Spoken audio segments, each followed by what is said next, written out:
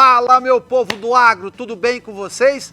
Começamos agora o programa Agro Nossa Terra, né? E vocês sabem que o nosso programa tem um quadro de entrevista com pessoas especialistas na área para falar do agro, para falar do agronegócio, para falar da pecuária, da agricultura. Gente, o nosso quadro hoje está sensacional, você não pode perder. Hoje a pessoa que está convidada no programa Agro Nossa Terra, o cara tem um currículo sensacional, sabe o que vai falar, entende, conhece muito do mercado nacional, mercado mundial. Nós vamos falar de coisas aqui até da China, né? A pessoa que está aqui hoje é uma pessoa que tem mestrado, doutorado, é pós-graduado, então o cara sabe o que vai falar. O programa Agro Nossa Terra traz, né, esse especialista mesmo para tirar dúvidas. Para você que tem perguntas, né, você pode entrar aí no Instagram e também no nosso canal do YouTube para deixar a sua pergunta aí, porque o especialista vai responder você. E já gostaria muito que você estivesse nos seguindo aí no Instagram, no nosso canal do YouTube. Também nós estamos no TikTok, estamos no Kawaii. E também nós temos o quadro Modão Sertanejo. Hoje nós estamos com a dupla aqui, gente, sensacional. Os caras comandam aí, né, o sertanejo do Goiás, o sertanejo do Brasil. Os caras tá no YouTube, tá fazendo a diferença. Já tem modão, mas modão para fazer a terra tremer e a poeira subir. Gente, eu quero apresentar aqui, né, o nosso convidado especialista. Ele é pesquisador, gente, na área de liderança e agronegócios, professor, tem especialização em gestão empresarial, né, tem mestrado em gestão de RH, é doutorado, cientista empresarial, escritor, e tem alguns livros aí, Liderança Emocional, O Segredo da Venda em 360 Graus, O Poder Essencial, pai da Isadora, do Gustavo e da Valentina. Ele é o Leider Nunes, casado com a Ive Serpa. Meu amigo, seja bem-vindo. Tudo bem, Leider? Tudo 100%, Guilherme. O currículo é extenso. Estudou muito, né, Leider? Suei um pouquinho no banco da... Gente, o Leider, nós vamos bater um papo aqui. É um grande amigo meu, irmão. Já nos conhecemos mais de 30 anos, né, Leider? Mais de 30. Mais de 30 anos. E ele também, gente, é diretor da faculdade FGI, diretor executivo da faculdade FGI. Tem um curso de agronomia na faculdade. Agronomia e gestão do agronegócio ligados ao agro diretamente, né? Agronomia e gestão do agronegócio. Foi a primeira faculdade do Brasil a criar um curso de contabilidade do agro em nível de especialização.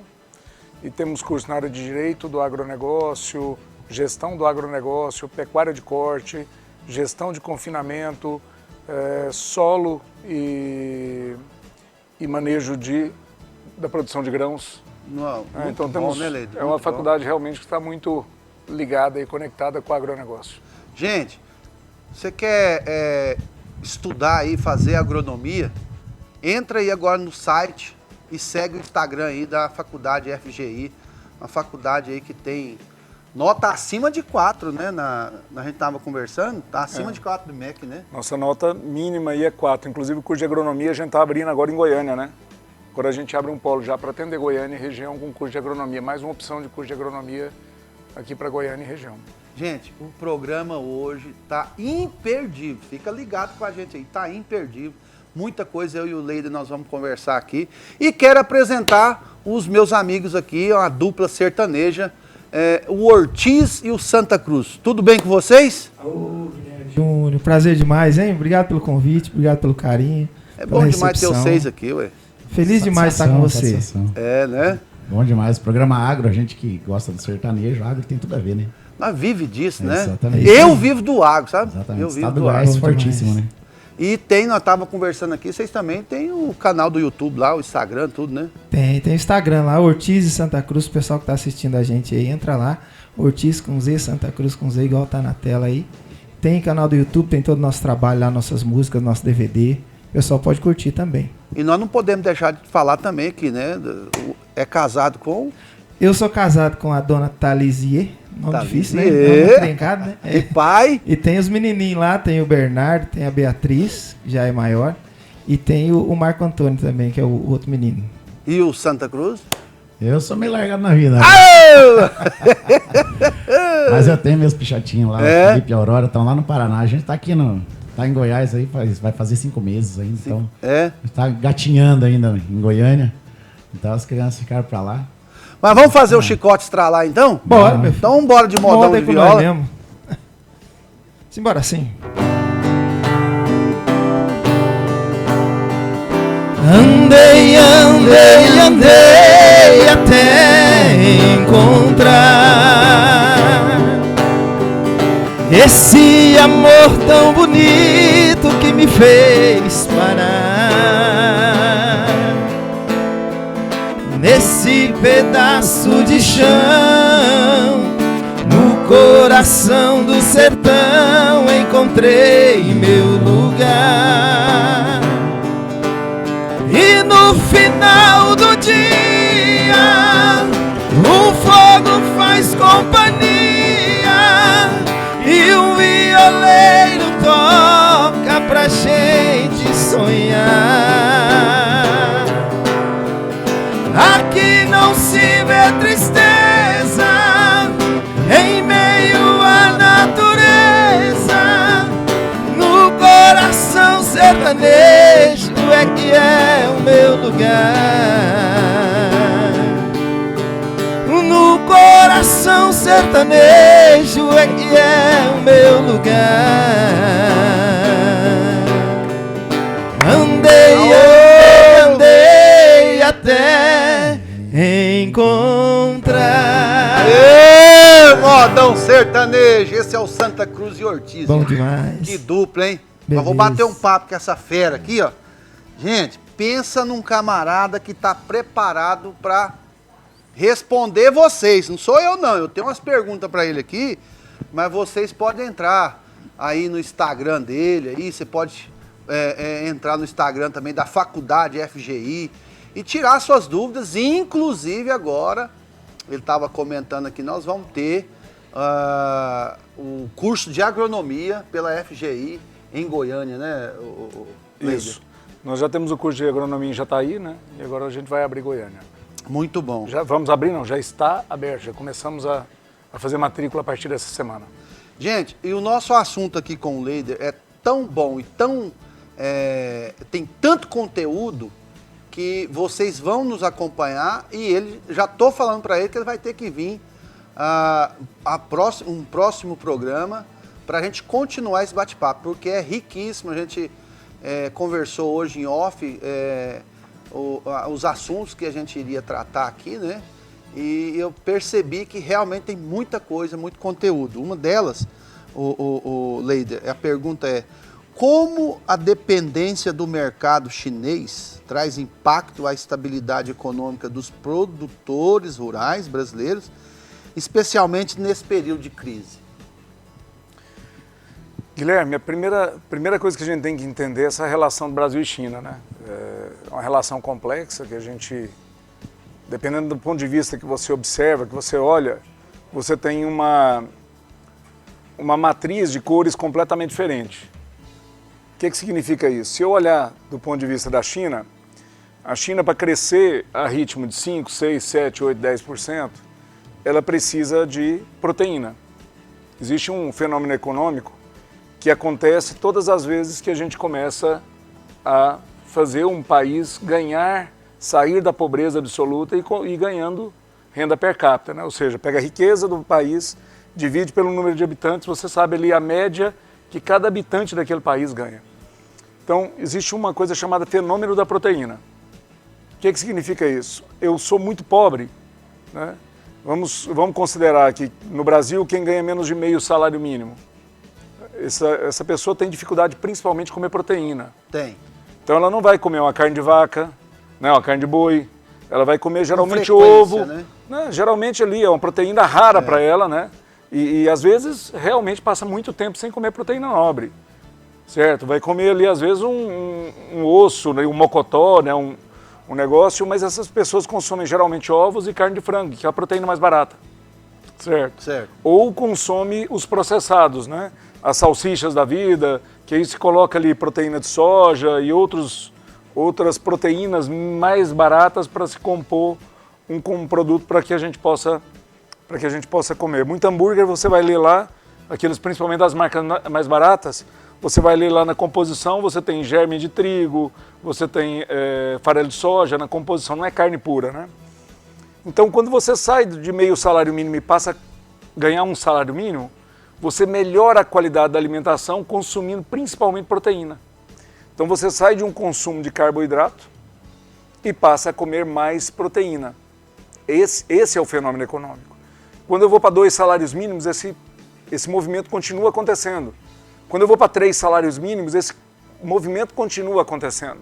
Então, uma pessoa até R$ 4.500 de renda no Brasil, mais ou menos, ele sai de um consumo de carboidrato e começa a comer proteína e depois proteínas cada vez melhores. Melhora a qualidade. Melhora a qualidade da proteína. Então, quando eu tenho uma renda per capita mais alta, até um momento eu começo a ter um aumento de consumo de proteína. Quando eu estou adicionando 1%, 2%, 10% no PIB da China, e a gente fala 10%, não é porque a gente está usando um número especulativo. A China já cresceu acima de 10% na década passada, praticamente a década inteira. Então eu estou levando pessoas a comer proteína e proteínas melhores, certo? E é interessante é levado do Brasil. Aí começa a entender a relação. Então a gente tem o seguinte, primeiro, o chinês hoje é mais rico do que o brasileiro. Então hoje nós temos uma renda média na China, um PIB per capita na China de $12.000, enquanto no Brasil nós estamos patinando nos 8. Isso quer dizer que o chinês em média ganha 50% a mais do que um brasileiro. Ô Leider, abrindo só um parênteses, você falando aí da renda per capita do brasileiro, o brasileiro não sai desses 8 mil. Não sai desses 8 mil. Patinando, você falou patinando, é porque o brasileiro ele tenta, mas a coisa não desenvolve. Não desenvolve. Então nós vamos ter agora a Argentina passando o Brasil, né, em PIB per capita. Então nós realmente hoje somos um país mais pobre do que a Argentina e da China. E a gente ainda continua olhando a China como um país pobre em desenvolvimento, mas ela está em renda per capita 50% acima da renda média de um brasileiro. A mais que o Brasil. A mais que o Brasil. Então quando a gente vai entender o fenômeno, a gente fala, mas por que a China cresceu tanto? Bom, a China cresceu principalmente porque ela se industrializou. Então, aí está o detalhe. A China fez o movimento que a Europa fez, né, no momento em que a gente descobriu as máquinas a vapor, nós tivemos uma era industrial na Europa, nós tivemos os tigres asiáticos no final da década de 90, início dos anos 2000, onde Coreia, né, e outros países lá, Singapura, se desenvolveram, e agora nós tivemos agora nesse século o movimento da China. Então a China cresceu em industrialização, e aí nós vamos separar, vamos pegar um capítulo do agronegócio. Existem várias indústrias na China, mas vamos pegar só o agro. Então o agro no Brasil corresponde a 30% do PIB. Na China ele tem uma função extremamente importante no PIB da China, e grande parte do PIB da China, do agronegócio, não é na produção, porque existe uma cortina de fumaça no Brasil em torno da produção agrícola como uma coisa importante para o crescimento brasileiro. Mas nós ainda somos extrativistas. A diferença do brasileiro de hoje para o índio de 500 anos atrás é quase zero. A única questão é que a gente usa a máquina para colher. Mas nós ainda fazemos uma agricultura extremamente extrativista. Por que eu estou falando isso? Isso dói para o agricultor, dói para mim que sou do agronegócio também. Porque nós temos, por exemplo, um agricultor que tem um avião de 40 milhões e tem 500 milhões aí em terra. E esse cara não tem uma indústria. Aí quando ele tem 10 milhões, ele não pensa em montar uma indústria, ele vai lá e compra o vizinho, compra a terra do vizinho. E continua extraindo, continua numa agricultura extrativista. Ô Leider, eu quero até chamar a atenção de você que está nos acompanhando, nos assistindo. Presta bem atenção, o Leider, ele tem, né, conhecimento na área, é um mestre, é um doutor na área de agronegócio. Ele está dando uma aula para nós aqui, ele está dando uma aula para mim, está dando uma aula para você. Olha só, sobre industrialização. Está faltando industrialização no Brasil para a gente crescer, é isso, Leider? É isso. Né? Então, quando a gente olha, por exemplo, o que o Leiria está falando não é verdade, porque a gente não é assim. Então, vamos olhar, pega a Bolsa de Valores aí, o movimento dos últimos 2 anos, e compara 3 empresas, AgroGalaxy, SLC Agrícola e 3tentos. 3tentos é a única empresa da Bolsa de Valores no Brasil que está industrializando. Eu li agora há poucos dias o relatório do BTG Pactual, que coloca 3tentos como uma empresa fora da curva, ou seja, enquanto as outras empresas estão caindo em valor ao longo de 2 anos, a 3tentos subiu de valor. Quando você pega o relatório, a 3tentos deu prejuízo na produção, deu prejuízo na comercialização e ganhou dinheiro na indústria. Que isso? E ganha dinheiro por uma razão simples. Né? Nós tivemos aí de 2022 para cá uma queda no preço da soja. Soja chegou a 160, hoje está sendo comercializada aí a 130, né? Em torno de 130. Né? O ano passado foi comercializado em torno de 115, esse ano teve uma valorização puxada pelo dólar. Né? Não foi uma valorização de fato da soja, mas um movimento de... O dólar não está subindo, gente. Primeira coisa, o real está desvalorizando. Porque quando o dólar está subindo, ele sobe frente a todas as outras moedas do mundo e isso não é uma realidade. Então o real está perdendo força em relação ao dólar, em relação ao euro, em relação inclusive à moeda argentina.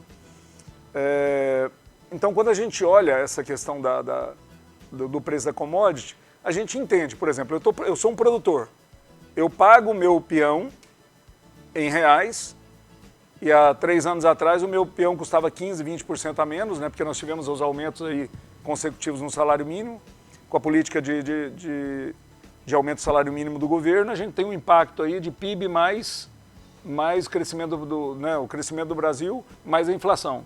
Então, se o Brasil cresce aí 2 anos anteriores e tal, agora está mudando um pouquinho essa regra.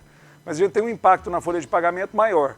Aí, de repente, o produto que você vende lá na ponta, ele caiu 20% o preço, caiu 15%, aí a conta já não fecha. Por outro lado, quando você industrializa, o que acontece? Pega o preço do biodiesel, pega o preço do etanol há 2 anos atrás, pega o preço do biodiesel, pega o preço do etanol hoje, certo? Então essa conta só fecha se eu tenho indústria. Só fecha se eu tenho indústria. Aí hoje nós ainda temos agricultores que acham que estão bombando em tecnologia ao fazer um armazém. Armazém não é indústria.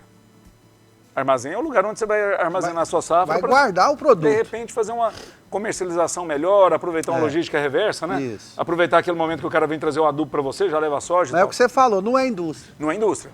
Então a industrialização é você pegar a soja e esmagar. Aí eu já tenho a primeira fase industrial do processo de esmagamento de soja, que já traz uma riqueza enorme. Porque nós já temos óleo e já temos proteína. Ó, já faz a diferença. Certo. Então aí, para que serve a proteína? É para uma questão simples. Para a gente tratar de galinha, de porco e de vaca e de boi, a gente tem que ter proteína. E a proteína animal. mais nobre que tem na alimentação animal soja. hoje é farelo de soja. Farelo de soja. Certo.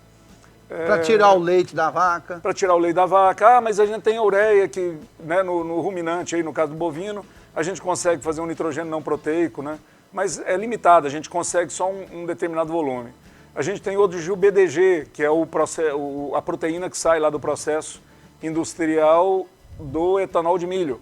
Então, quando eu tiro a parte de energia do grão de milho, sobra a proteína. Então, o BDG é uma proteína, mas ela tem limitação na dieta de bovinos, principalmente, para a substituição da soja.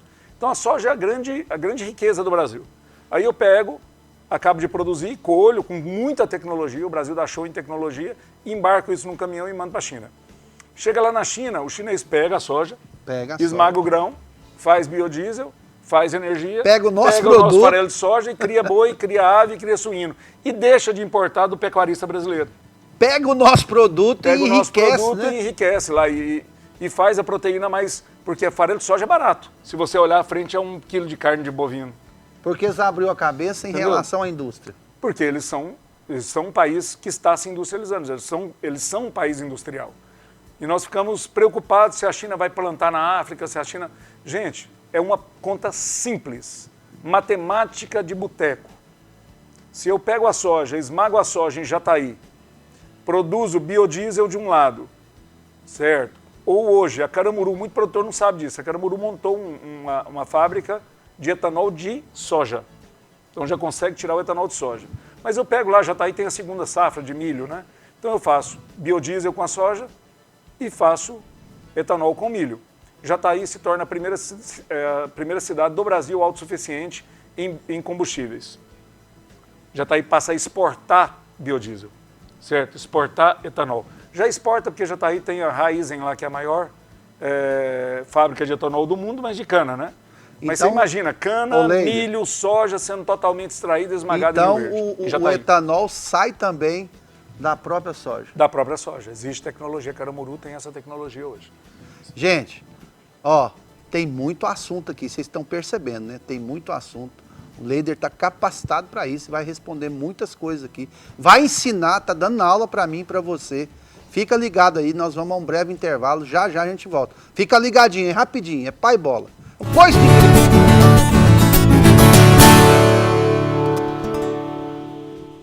Você é de Goiânia e região? Tem dificuldades para vender seus produtos e serviços pela internet? Se você é empresário, empreendedor ou profissional autônomo, está precisando aumentar as suas vendas e lucrar mais, tem um convite especial para você. Participe do Workshop Marketing 5.0 na prática e aprenda com Cássio de Lima, especialista em Marketing 5.0 e inteligência digital, com mais de 12 anos de experiência. E aprenda como criar na prática um funil automático de vendas para seu negócio. Inscrições pelo WhatsApp 62 98275 3314. Envie a palavra Workshop e garanta sua vaga agora.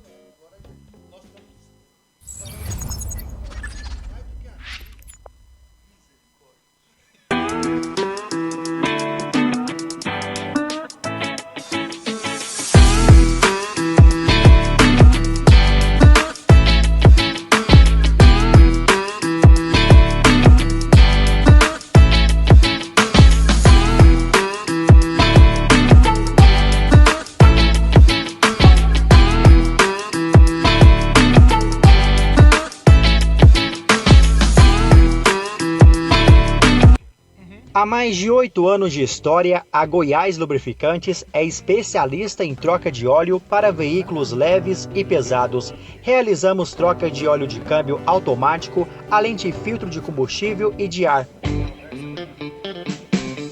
Na Goiás Lubrificantes, contamos com mecânicos competentes para melhor atender nossos clientes. Trabalhamos com atacado e varejo, com os melhores produtos do mercado. Vamos fazer agora.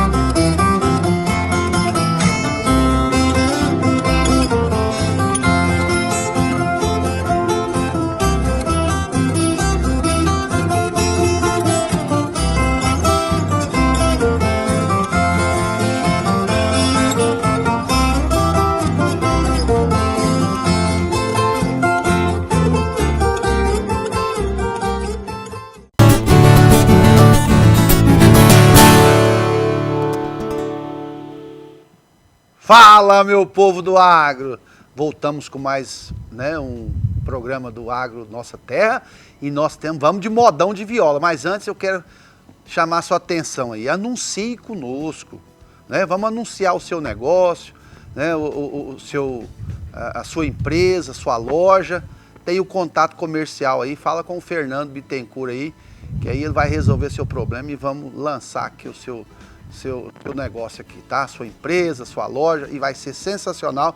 E nós vamos pôr agora o Ortiz e o Santa Cruz para cantar. Bora lá? Bora. Aê, modão, faz o chicote estralar aí. Assim. Faz de mim, amor, tudo que você quiser, quero ser seu prazer. Vou me entregar em seus braços, deixar me envolver pela magia bonita que vem de você.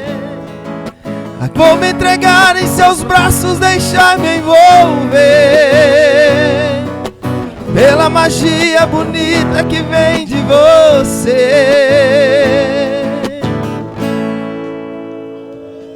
Ô, modão! Rapaz, mas você está apaixonado mesmo, hein? Você viu? Não é bom. Não sei sertanejo apaixonado, você tá doido. Estão guardando as raizonas de viola que vai pra daqui a pouco. Quer contratar o Santa Cruz e o Ortiz? Tá aí, ó. Final de ano, gente, e início de ano. Faz o chicote estralar aí na sua festa aí. Vamos de pergunta aqui então. Vamos pegar o Leider aqui, porque o Leider tem muito para nos ensinar. Leider, quais os riscos e benefícios do Brasil depender da China como principal comprador de commodities como soja e carne bovina? O risco é o Brasil se transformar na África da América Latina, né? Assim, em um dos países lá, quando a gente pega alguns países africanos que se tornaram lugares onde a Europa explora até hoje, né? Diamante, ouro, cobre e leva para industrializar na Europa. Então, o risco é esse. É nós nos tornarmos realmente exploradores do nosso próprio país para que a China se torne cada vez mais rica. Então, quando nós começamos a ter um movimento, né, de empresas chinesas montando indústrias no Brasil, a gente já começa a ver que nós estamos perdendo o trilho. Então, nós vamos trabalhar para os chineses, dentro do nosso próprio país. É esse o risco. Produzir para eles. Não é nem produzir para eles mais, né? Porque a partir do momento que eles montam empresa em solo brasileiro, eles vão levantar a bandeira brasileira lá na porta e falar assim, ó, isso aqui é o agronegócio brasileiro, nós estamos deixando o Brasil mais rico. Mas não é isso. Porque a China, ela não é um país de livre comércio, ela é um país comunista. Se ela é um país comunista, a gente começa a entender que as empresas chinesas, elas não têm capital como a empresa brasileira 100% privado. Todas as empresas chinesas têm parte de capital do governo chinês. Então, o governo chinês traz pessoas para o Brasil, monta indústrias no Brasil, para benefício da China. Então, nós estamos trabalhando em solo brasileiro para uma empresa aberta no Brasil, mas que está gerando riqueza para outro país. Né? Então, é interessante a gente começar a olhar duas coisas. Existem duas forças aqui. A China precisa do Brasil para crescer, porque ela precisa de proteína, né? E nós precisamos da China, porque a China dominou a produção de insumos agrícolas. Então, hoje, se a gente falar, vamos romper com a China, não dá, porque glifosato, né, outros defensivos aí, tem matéria-prima chinesa.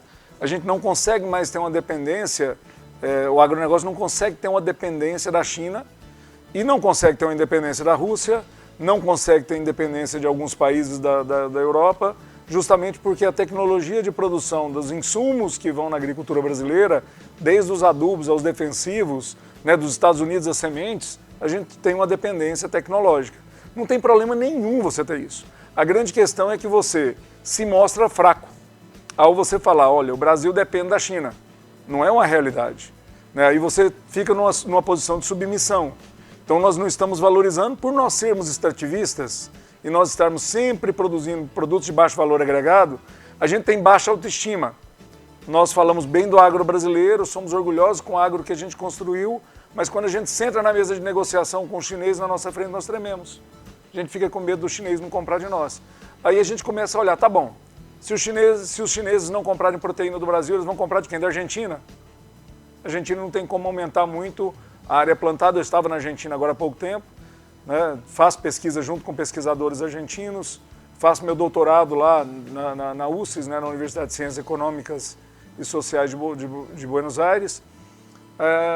Vai comprar do Paraguai. Paraguai, né? Tem ali suas dificuldades também de crescer a área plantada.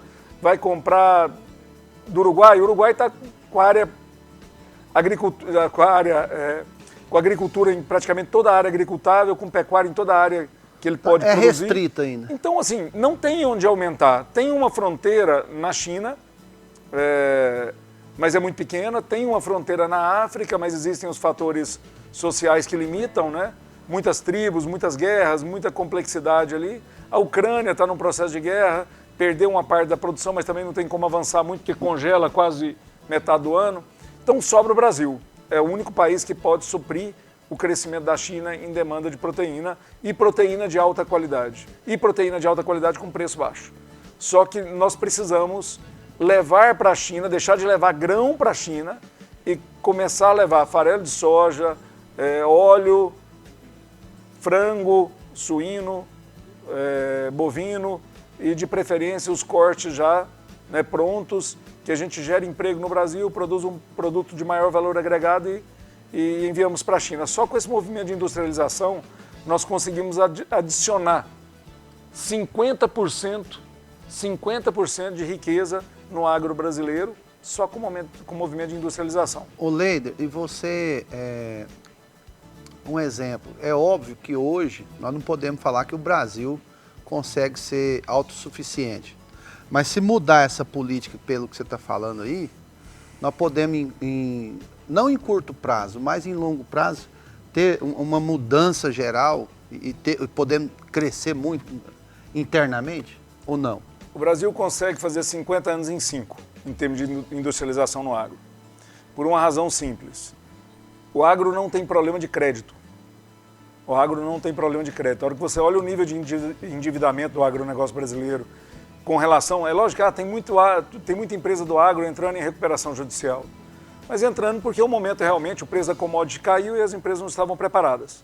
E elas não estavam industrializadas para suportar a queda do preço da commodity.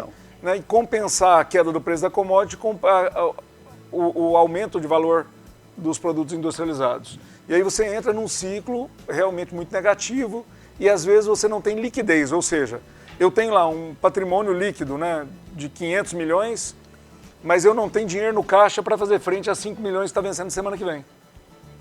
E eu não vendo uma fazenda assim, vou vender uma fazenda hoje, amanhã cai 5 milhões na conta, né? Não vem. Então você não tem liquidez. Então o problema do agronegócio brasileiro é a liquidez, mas ele tem garantias e ele tem um baixo nível de endividamento.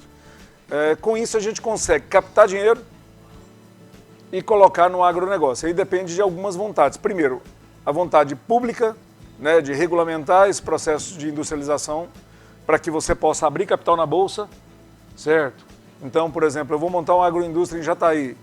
Existe lá, eu posso montar uma empresa SA, lançar capital na bolsa e abrir para o mercado de capitais me financiar e não o banco me financiar, certo? Tem formas de fazer isso, precisa de algumas regulamentações ali, mas hoje já tem instrumentos que a gente consegue fazer, mas o principal fator hoje é que não existe por parte do produtor, que é quem entende do agronegócio, essa vontade, essa visão, certo? Sem a visão do produtor, que é a pessoa que está lá realmente produzindo a soja e aqui eu tenho uma quebra forte de preço na commodity, que se eu não industrializar, eu vou quebrar dentro de 2, 3, 4, 5 anos, ou se a soja cair mais 10, 15%, eu vou quebrar de vez.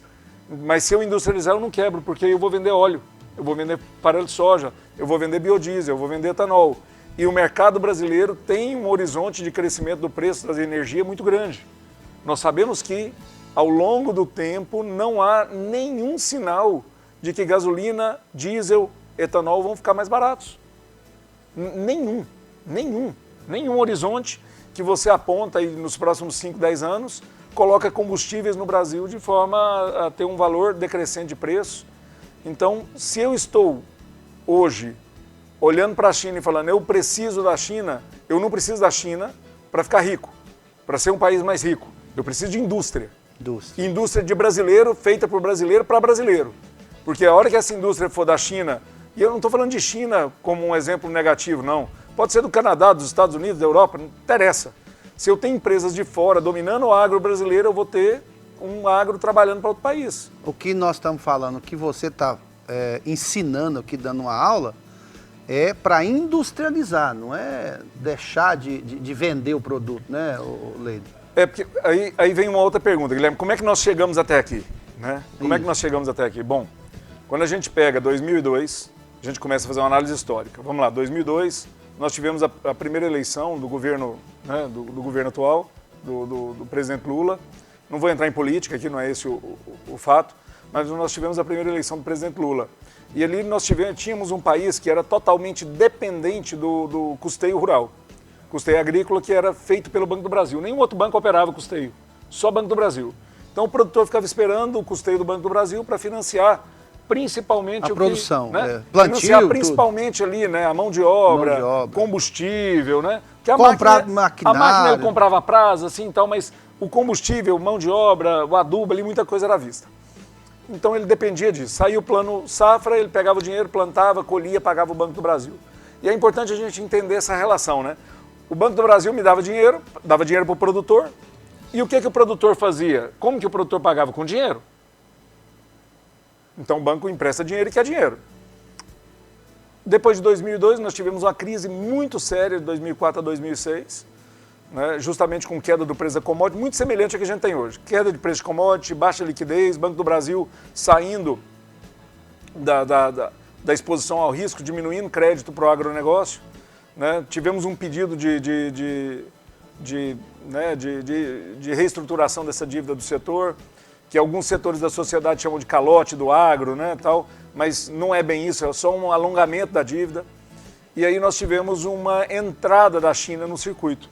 A China começa a entrar no Brasil. Ah, mas eu nunca vendi soja para a China.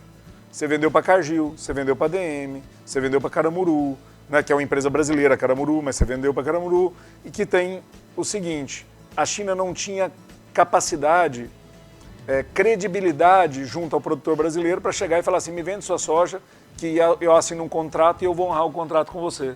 Ela não tinha, porque a gente desconhecia a China. É como se chegasse um desconhecido na sua casa, batesse lá na porta e falasse, ó, me empresta 10 mil aí, eu te pago daqui um mês. Né? Você não vai fazer. Mas quando chegaram a DM, Cargill, né, são empresas conhecidas. Aí nós falamos, bom, para você eu faço. Né? E as empresas americanas entraram. A empresa americana entrou não comprando soja, intermediando a compra. Então o contrato era da China, essa empresa batia na sua porta e falava, me vende a prazo, certo? E eu vou honrar o compromisso com você. O contrato estava fechado com a China, então ele tinha que entregar essa soja no Porto de Santos, que era o único porto que exportava à época, tinha que entregar essa soja lá com padrão de qualidade, que hoje é o que a gente conhece como commodity, né? Que é a soja com 12% de umidade, com 99% de pureza, né? Essas denominações ali que a commodity soja tem.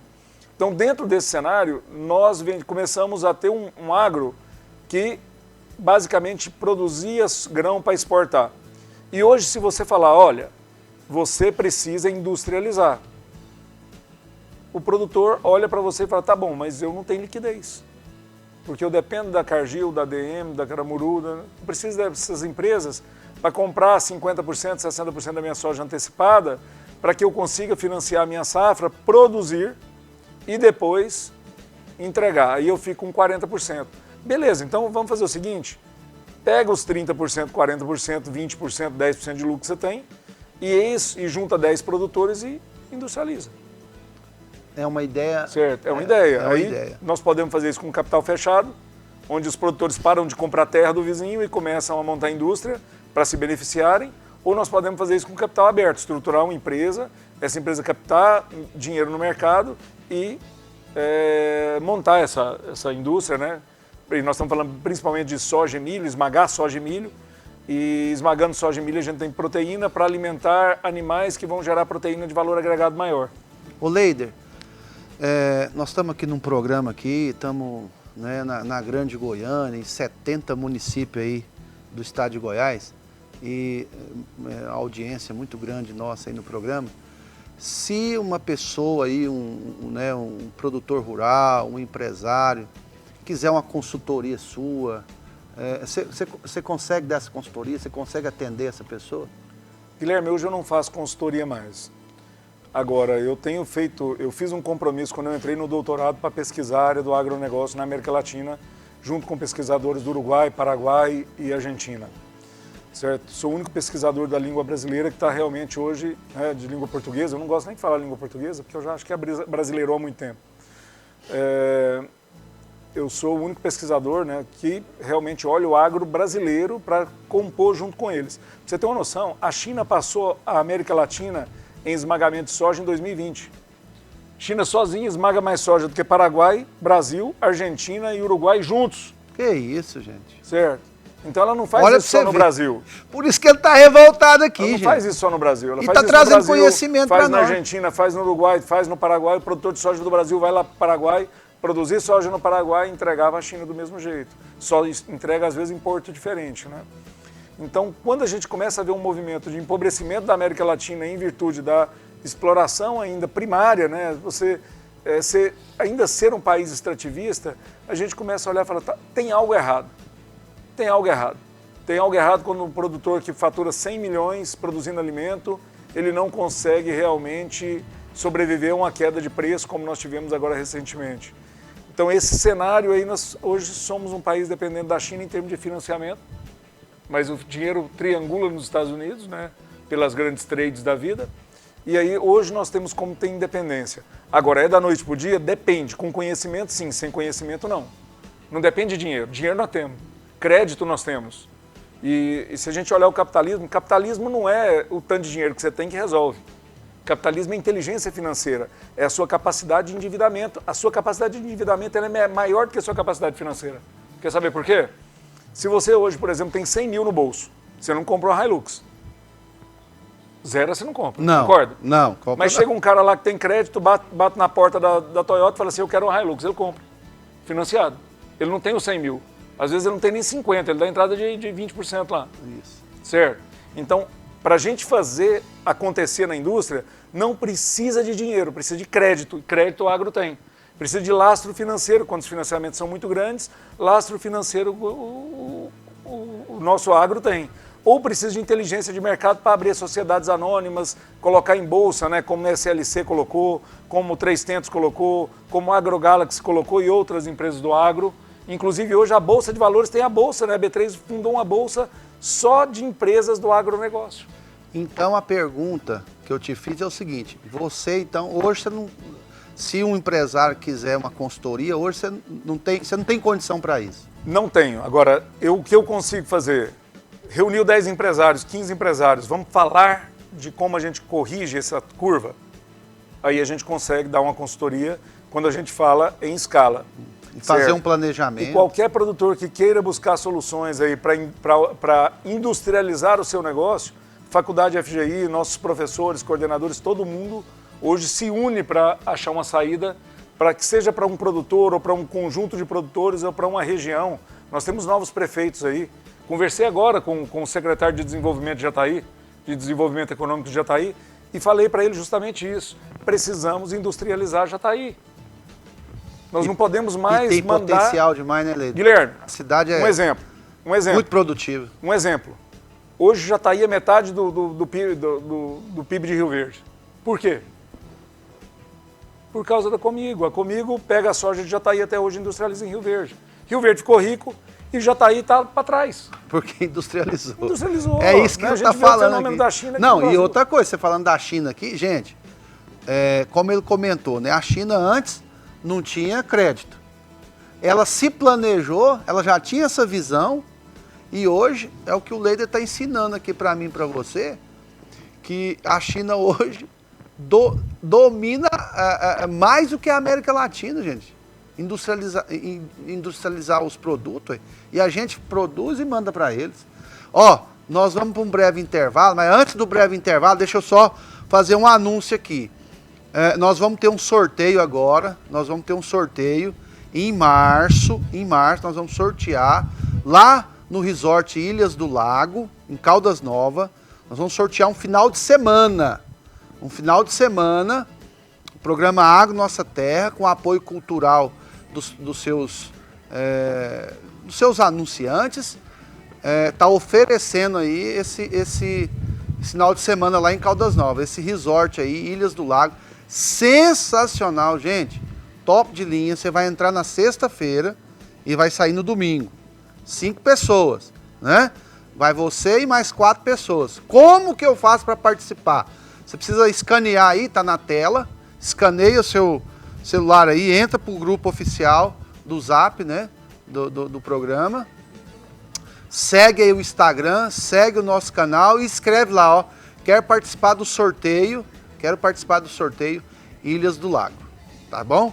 Faz aí, em março nós vamos sortear. E outra coisa, gente, anuncie conosco aí. Você quer anunciar o seu produto, a sua empresa, o seu negócio? Tá na tela aí, você vai procurar aí o nosso diretor comercial, Fernando Bittencourt. E aqui o chicote estrala e a coisa funciona aqui. O negócio não é diferente, gente. Pode entrar aí que você vai ser sorteado aqui. Nós vamos fazer o sorteio aqui na TV, para todo mundo ver, sem... Tá? Tá combinado. Não é nada combinado, não. Nós vamos a um breve intervalo, já a gente volta com Moda de Viola e mais entrevista aqui com o Leider. Sabe muito, tá ensinando muita coisa, dando uma aula aqui para nós.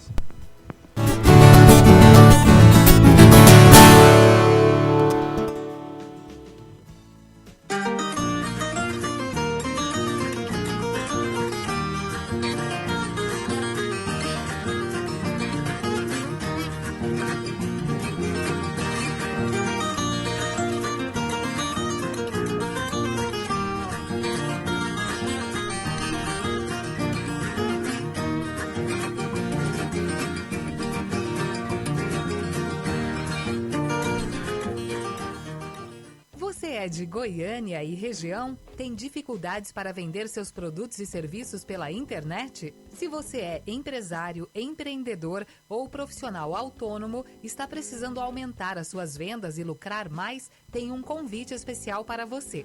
Participe do Workshop Marketing 5.0 na prática e aprenda com Cássio de Lima, especialista em Marketing 5.0 e inteligência digital, com mais de 12 anos de experiência. E aprenda como criar na prática um funil automático de vendas para seu negócio. Inscrições pelo WhatsApp 62 98275 3314. Envie a palavra Workshop e garanta sua vaga agora.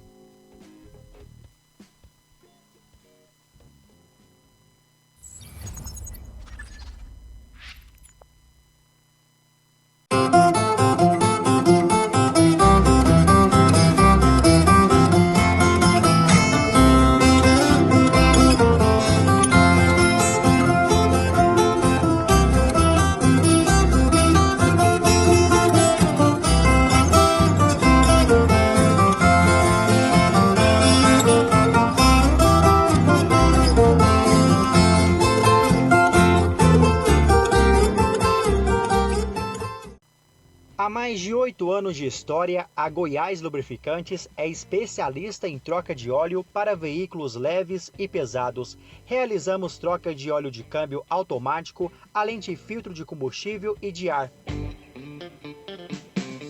Na Goiás Lubrificantes, contamos com mecânicos competentes para melhor atender nossos clientes. Trabalhamos com atacado e varejo, com os melhores produtos do mercado.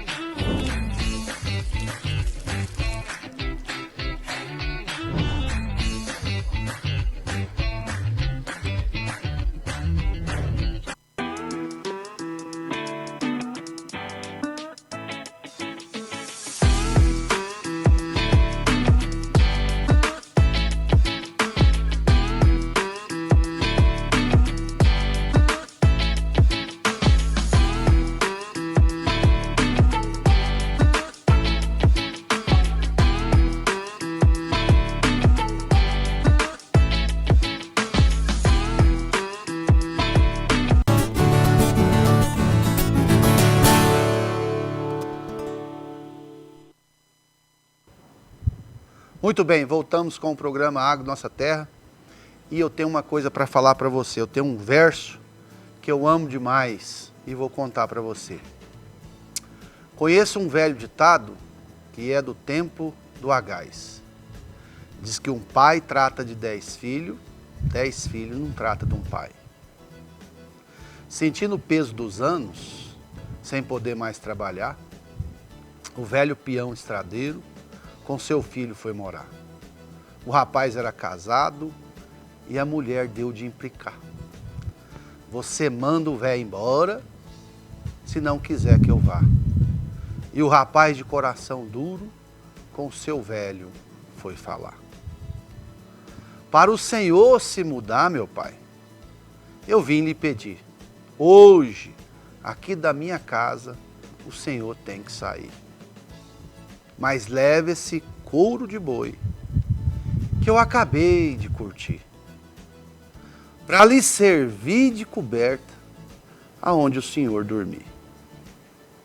O pobre velho calado pegou o couro e saiu. Seu neto de 8 anos, que aquela cena assistiu, correu atrás do avô. Seu paletó sacudiu. Metade daquele couro, chorando, ele pediu.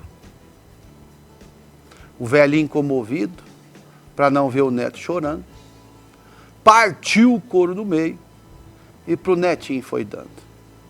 O menino chegou em casa, seu pai foi lhe perguntando: para que você quer esse couro que seu avô ia levando?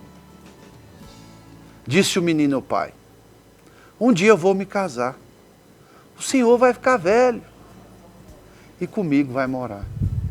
Pode ser que aconteça de nós não se combinar. Essa metade do couro eu vou dar para o senhor levar. Alô, meu povo! Esse é o programa Agro Nossa Terra. Eu amo esse verso, é sensacional. Gente, aqui o chicote estrala. Aqui no programa Agro Nossa Terra, o chicote estrala e a Angola pega voo. Deixa eu falar uma coisa para você. Nós vamos fazer um sorteio aí também no apoio cultural. Se você aí seguir o Instagram, seguir no canal do YouTube, entrando aí pro programa, o grupo, né, do programa Agro Nossa Terra aí no Zap, você vai concorrer a uma troca de óleo lá na Goiás Lubrificantes, lá do nosso amigo Enio. Sabe o que ele fez? Ligou para mim hoje. Falou: Guilherme, anuncia aí uma troca de óleo. Se o cara entrar aí pro grupo oficial do Instagram, do Zap e do YouTube e falar assim, ó, quer participar do sorteio aí da Goiás Lubrificante? Gente, nós vamos sortear agora no início do mês de janeiro, viu? No início do mês de janeiro nós vamos sortear. Você vai poder ir lá. E ele falou assim, não interessa, quem ganhar, se for caminhonete, caminhão, carro popular, ganhou, aqui o chicote vai estralar. Falei, então tá bom, aí hoje nós já estamos anunciando aí.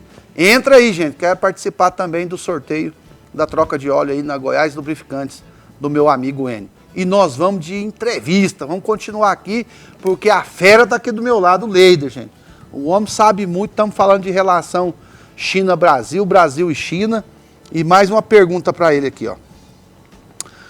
Como os investimentos chineses em infraestrutura no Brasil, como ferrovia e portos, podem influenciar o agro nacional, Leider? Os investimentos em infraestrutura são extremamente positivos, né? Quando você observa que existe uma livre concorrência. É estranho quando você começa a ter um direcionamento desses investimentos. Então, por exemplo, se o governo fala assim, eu quero construir uma ferrovia, quem quer construir essa ferrovia? Então abre uma licitação e aí de repente nessa licitação aí a gente tem um vencedor e o vencedor vai lá e aporta capital. Quando a gente fez as concessões das rodovias brasileiras, praticamente todas as empresas tinham capital nacional. Agora a gente começa a falar de investimento da China dentro do Brasil e a gente não ouve falar em licitação. E isso é estranho, certo? A gente não sabe como isso vai se dar em termos de tarifas, né, em termos de obrigações aí que o governo brasileiro vai ter que dar de contrapartida, né, em contrapartida. Então precisa analisar isso de forma mais clara para a gente ter uma opinião formada. A grande questão é por que as ferrovias brasileiras não estão fluindo e, de repente, quando esse investimento vem de fora, de um país específico, ele pode fluir? Por que isso está acontecendo? No final do governo passado, a gente teve uma ferrovia lá, ligando Sinop, lá aos portos lá do norte do Brasil, que foi proibida, que era a Ferrogrão, né? Foi proibida porque passava em área indígena, por isso, né? Desmatamento e tal. E hoje a gente vê, né, grandes investimentos em infraestrutura que vêm de um país e a gente não vê de forma transparente as licitações. Tem que olhar isso com calma para poder dar um parecer. Mas o grande segredo do Brasil é ser menos dependente de rodovias. E é muito fácil ser menos dependente de rodovias, é só industrializar. Eu pego uma soja e industrializo essa soja em Jataí, em Rio Verde, no interior de São Paulo, no Paraná, né, que produz muita soja. Né, Mato Grosso produz muita soja. Muita soja produz. Rondônia produz soja, né? Eu pego e industrializo essa soja lá, trato de boi lá e produzo biodiesel e etanol que vai ser abastecido em carros ali. O que eu preciso realmente levar para o porto? Né? Eu vou precisar levar para o porto o boi, a ave, o suíno que eu produzi e exportar. Então nós não precisamos boicotar o exporte de grão para a China. Nós só precisamos falar, não quero vender agora, eu vou industrializar aqui. Se você quiser comprar boi, frango, né, suíno, eu te vendo.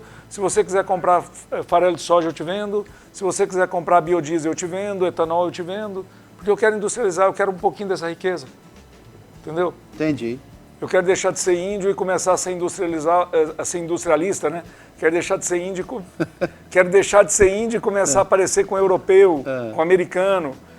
Então, esse é o grande ponto, é a gente sair dessa... Ô, Leider, nós podemos fazer a diferença, né? O Brasil pode fazer a diferença. Já é um país diferente, é o que você comentou. Guilherme, é engraçado a gente falar aqui de coisas que parecem tão óbvias, e aí a gente vê a importância da educação. Quando a gente começa a olhar o agro brasileiro, por que nós não somos um país mais rico? Por que nós deixamos a China passar o Brasil em termos de PIB, contribuindo para o PIB da China, mandando produto para que eles industrializassem, mandando produto para alimentar as indústrias dele, mandando produto para criar indústria, né? Por que nós até hoje produzimos ferro e exportamos ferro para a Europa, para a China, para os Estados Unidos, produzir chapa, fazer produtos para a indústria automobilística e mandar o para-choque para a gente utilizar num carro brasileiro, o para-lama, porta-mala. Então é ali que a gente tem que começar a falar, eu não tenho mais orgulho de produzir minério de ferro, de produzir só a soja. Eu começo a ter orgulho quando a gente começa a industrializar aquilo que a gente extraiu do nosso solo. Gente, eu falei para vocês que tem muita coisa para a gente conversar. O Leider vai voltar no próximo programa, né? Nós vamos marcar aqui um novo dia, um novo programa e ele virá para estar com a gente aqui, continuar esse bate-papo sensacional. Leider, quero te agradecer por estar conosco aqui. Estamos chegando aí mais um final do programa Agro Nossa Terra. Quero que Deus te abençoe. Tenha um excelente fim de ano. Muito obrigado pela sua presença aqui. As suas considerações finais. Eu que agradeço. Acho que a consideração final é essa. O produtor brasileiro começar a abrir o olho e buscar saídas para tornar realmente um industrial do agronegócio brasileiro. É melhor a nossa indústria estar na mão dos nossos produtores do que estar na mão de outros países. Senão nós daqui a pouco vamos estar trabalhando realmente de fato em solo brasileiro para multinacionais e isso não é legal. A gente vai levar a riqueza toda para fora do Brasil e aí nossos filhos, netos vão pagar o preço da nossa omissão hoje. Tá? Então eu estou aqui para falar do agronegócio e qualquer lugar que precise de conhecimento nesse setor de industrialização, me chama. A gente vai com o máximo prazer, sem Podemos te convidar algum. Para um próximo programa, né? Podemos sim. Beleza. Gente, muito obrigado por estar conosco. Muito obrigado você que está aí com a gente, nos acompanhando. Né? Obrigado pela sua audiência. Nós estamos aqui com o programa Agro Nossa Terra para fazer a diferença. Quero agradecer aqui o Santa Cruz e Ortiz. Muito obrigado, suas considerações e vamos de moda sertaneja. Obrigado, Guilherme, muito bom fazer parte dessa festa, desse programa maravilhoso com você. Obrigado, viu? A gente assistiu essa aula junto, hein, rapaz? Valeu, produção. Parabéns. Podemos convidar um próximo programa também. Opa! Vai ser uma honra. Então bora lá. Vamos de moda nossa agora? Bora, chega o chicote. Feliz ano novo pra todo mundo aí, né? Feliz ano novo, gente! E aí, como é que você tá sem mim? Já faz uma semana e meia que a gente brigou e largou. Eu posso te dizer que a coisa tá feia. Eu choro quase toda noite, já tô entrando em desespero. Não tô ligando mais pra nada, já não faço a barba nem corto o cabelo. A casa toda bagunçada, a última vez foi você que arrumou. Eu tô dormindo no sofá, pois no quarto está o que você deixou. O guarda-roupa vazio e a penteadeira sem nada. Sem teu calor tô no frio, sozinho na madrugada. O guarda-roupa vazio e a penteadeira sem nada. Sem teu calor tô no frio, tô sem você e a solidão dando risada.